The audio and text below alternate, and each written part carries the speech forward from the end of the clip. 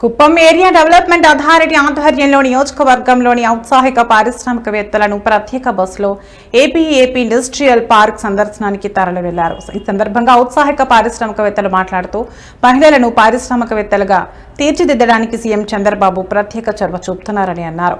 చంద్రబాబుకు కృతజ్ఞతలు తెలిపారు. మున్సిపల్ చైర్మన్ సెల్వరాజ్, కుప్పం మండల టీడీపీ అధ్యక్షుడు ప్రేమ్ కుమార్లు బస్సుకు జెండా ఊపి ప్రారంభించారు.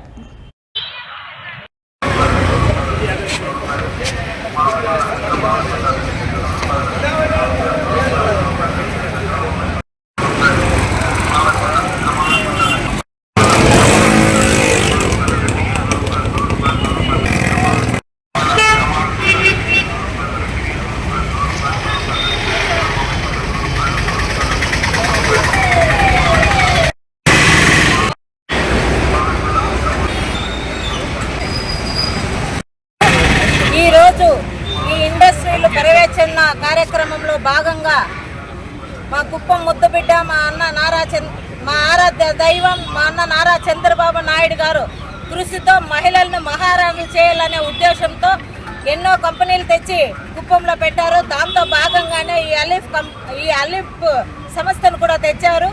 మా మహిళలంతా కూడా ట్రైనింగ్ తీసుకొని వ్యాపారవేత్తలుగా మారడానికి, అక్కడ వెళ్ళి కంపెనీలని పర్యవేక్షించి రావడానికి కడ ఆధ్వర్యంలో బయలుదేరుతున్నారు.